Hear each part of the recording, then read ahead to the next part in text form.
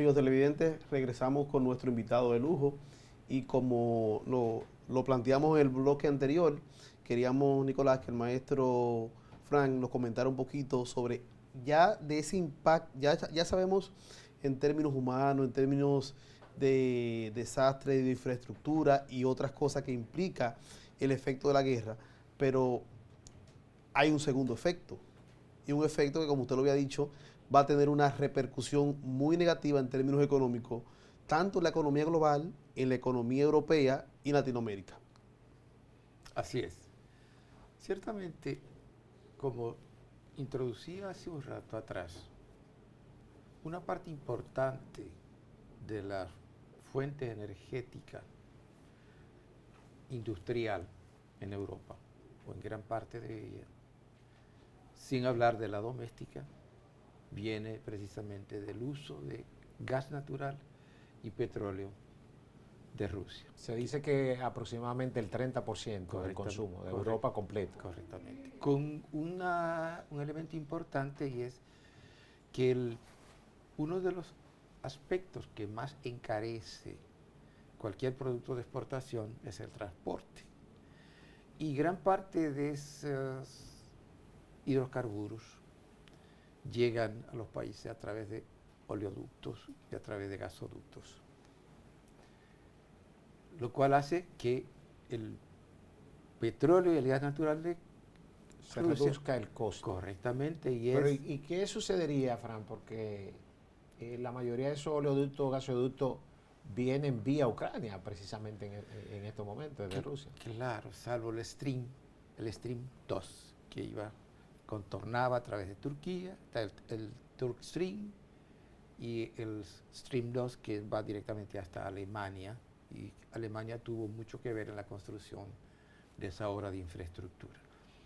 Pero llegó a funcionar ese oleoducto que iba a ir directamente a Alemania. Parcialmente hubo unos componentes que precisamente Alemania era responsable de la operación, y yo no sé, al final vino el conflicto y yo creo que eso un poco se redujo, se paralizó, se redujo bastante. En todo caso, los combustibles que pasan por Ucrania no se han detenido.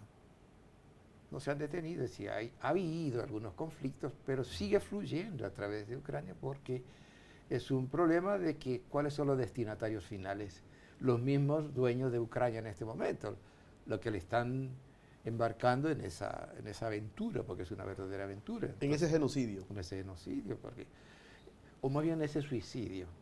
Es un suicidio social, claro. Entonces, ciertamente, ustedes son economistas y ustedes saben qué pasa en el mercado cuando un bien que es inelástico se reduce en términos de la cartera de oferta. ¿Qué pasa con los precios? Se disparan, aumentan. Definitivamente. Entonces, ¿qué es lo que... En términos especulativos, en términos de lo que es valor de mercado, crea una distorsión económica terrible. Definitivamente. Entonces, sobre todo el efecto, don Fran, inflacionario, que como todos sabemos, nosotros que por ejemplo en contabilidad le llamamos a la inflación el impuesto intrínseco que la economía genera, pero que no está en ninguna de las normativas fiscales. No, eso no está escrito en ningún lugar. Claro, pero es una realidad. Entonces, eso es lo que está ocurriendo en este momento. Europa, en este momento, está consumiendo combustibles mucho más caros, con tendencia a que sean cada vez más caros. Como les decía hace un ratito, en un momento en que todavía no ha llegado el invierno, donde se necesita calefacción. Sí, donde se dispara todo ese tipo de consumo. Definitivamente se dispara el consumo, y si no hay suficiente oferta por parte del mercado local, habrá problemas serios, inclusive de corte de servicios. Y hay lugares en Europa donde ya se está racionando los servicios, precisamente para evitar el desabastecimiento de combustible. Y el colapso. Entonces, obviamente todo eso impacta en lo que es la economía de esos países. En el momento, como ustedes decían bien hace un ratito, se empiezan a producir alzas en los precios, la especulación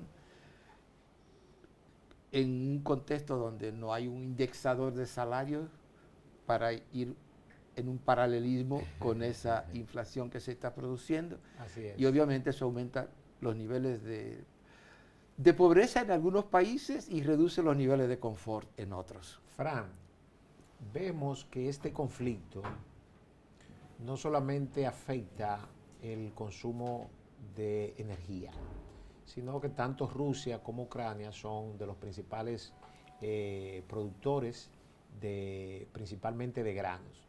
¿Cómo afecta a los países de nuestra región ese conflicto en estos momentos? Porque no solamente también la parte de los granos, sino también la parte de los fertilizantes. Así es, así es. Y si le sumamos a eso el conflicto que se ha provocado producto el intráfico en el Mar Negro. Claro, es decir, definitivamente. Es decir, hace tiempo que ya Ucrania no tiene acceso al mar de Azov. Es correcto. En el momento que pierde el Donbass y pierde Crimea, ya no tiene Pierde el acceso acceso al mar de Azov. O sea, hace rato. Cero circulación. Claro. Tenían acceso limitado a través del puerto de Mariupol, pero la salida tiene que ser a través del estrecho de Kerch. Y el estrecho de Kerch, ahí está el puente de Kerch, que es estratégico para Rusia, porque es el vínculo que hay físico entre el territorio continental y la península de Crimea. Entonces, ahí pero tenía un acceso reducido. Ahora no tiene ninguno, porque ya no tiene puertos en el mar de Azov. Perdió todo el territorio. Atados de pies y manos. Correctamente. Ahora tiene, obviamente, acceso al Mar Negro, pero todavía en el Mar Negro, si no son astutos y se sientan en una mesa de negociaciones, corren el riesgo de perder gran parte del espacio navegable en el Mar de Azov. Perfecto. Pero eso quería conectarlo con lo que señalaba. Se dice que hay una situación de amenaza de hambruna en el mundo, culpa de Rusia. No. Quien minó los puertos del Mar Negro fue Ucrania. Precisamente Turquía se ofreció a desminar los puertos para facilitar la navegación y Rusia está de acuerdo exactamente, inclusive en proteger a los barcos civiles en el tráfico a través del Mar Negro. Entonces, ahí vuelvo y digo lo que decía al principio, el problema de la desinformación que hay a nivel de Occidente es uno de los problemas que hace que la gente entienda mejor qué es lo que está pasando. Entonces, ¿cómo afecta eso? Ciertamente, Rusia y Ucrania son los dos más grandes proveedores de fertilizantes. Por ejemplo, Brasil depende, en términos de importación de fertilizantes, 100% de Rusia. Y lo que implica esa economía brasileira. Correctamente, sí, la economía brasilera, que en el año 1989 estaba produciendo 70 millones de toneladas de grano solamente. Soya, maíz, frijol, trigo. 70 millones de toneladas. Y toda esa producción, además del resto de productos de naturaleza agrícola, está siendo afectada directamente. Y lo mismo está pasando con Colombia, que importaba muchos fertilizantes, sobre todo de Ucrania. Y en el caso de República Dominicana, ¿cómo pudiera afectar esta guerra para esos renglones específicos? Bueno, ¿quién eran los principales turistas que llegaban a la costa este de la República Dominicana? ¿Era ruso-ucraniano o se movilizaban en aviones rusos que traían a los ucranianos? Es correcto. Y rusos. Entonces, ahí comenzó, pero continúa. Con nuestra principal fuente de ingresos. Exactamente. No, y se espera, la industria sin chimenea. se espera también un aumento en lo que es el costo de la harina de trigo, precisamente por este conflicto. Precisamente. Y el costo de los combustibles que impacta todo el resto. La cadena de abastecimiento completa. Completa. Desde hasta. Exactamente. Entonces, en la medida que este conflicto se prolongue más, la situación se va a agudizar más en los países del mundo y vía de consecuencia en los países de la región. Pero déjame dar un dato curioso. Yo estaba leyendo la semana pasada, a la NASA le quedan 4 motores de cohete en stock. Cada vez que se pone un satélite en órbita, hay que mandarlo con un supercohete que usa motores rusos, porque Estados Unidos no produce motores de cohete, y le quedan 4. Sí, 4 es un vuelo, máximo 2 vuelos, porque un cohete de este lleva mínimo 2 motores. Y la NASA advirtió, al momento que se plantearon las sanciones, dijeron, cuidadito, nos quedamos nosotros en el suelo. Sin suplidor. Sin suplidor. Y ahí se tranca el juego. se le tranca el juego. Y estamos hablando de algo que no tiene que ver ni con alimentos, ni con combustible. Sí. Estamos hablando de lo que la industria espacial norteamericana, pues Estados Unidos no produce motores de cohetes. Se lo compra a Rusia. Entonces, con eso estamos diciendo, en Brasil hay una frase que dice, es el fin del mundo. No, ese es el sentido figurado, me refiero. Lo que estamos diciendo es que lo que en principio pudo habérsele vendido a la gente como que esto es algo pasajero y vamos a ir, vamos a humillar a aquellos y nosotros vamos y somos los salvadores de la patria y del mundo y terminó todo. No. La propia economía norteamericana y la propia población norteamericana ya está sintiendo los efectos de la guerra. Pero no fue, Fran y Ramón, diríamos un error táctico de Rusia pretender que iba a concluir la guerra en breve tiempo. ¿O usted cree que fue vino de Occidente la iniciativa? Rusia no lo pensó así. Lo que pasa es que Rusia estaba obligado. Porque si no lo hace de manera tranquila, iban a hacer lo que estaban haciendo. Y es arropándolo, cubriéndolo.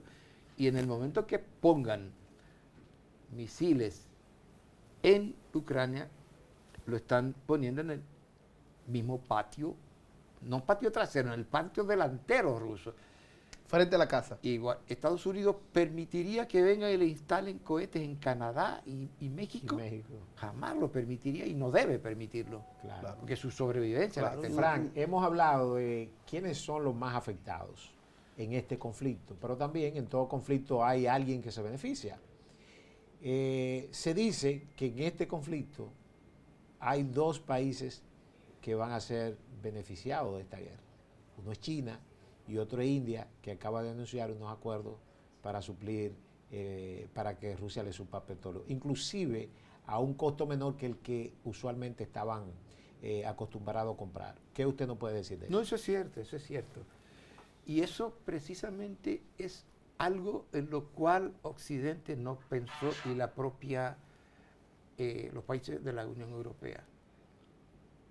Y es que el petróleo que suplía Rusia a los países de la Unión, tal como usted dice, ya lo copó la India y la otra parte, la China. Perfecto. En el momento que se resuelvan los problemas, entre comillas, ya ese petróleo está ocupado y comprometido. O sea que eso pudiera crear un problema más a largo plazo. Correctamente. Que el término de la guerra. Definitivamente. Vamos a tratar entonces en nuestro siguiente bloque todo lo referente a esa parte y que el maestro Fran también nos dé algún tipo de orientación sobre cuál él entiende que va a ser la perspectiva inmediata y el posible desenlace de este conflicto. Muy bien. Volvemos en breve.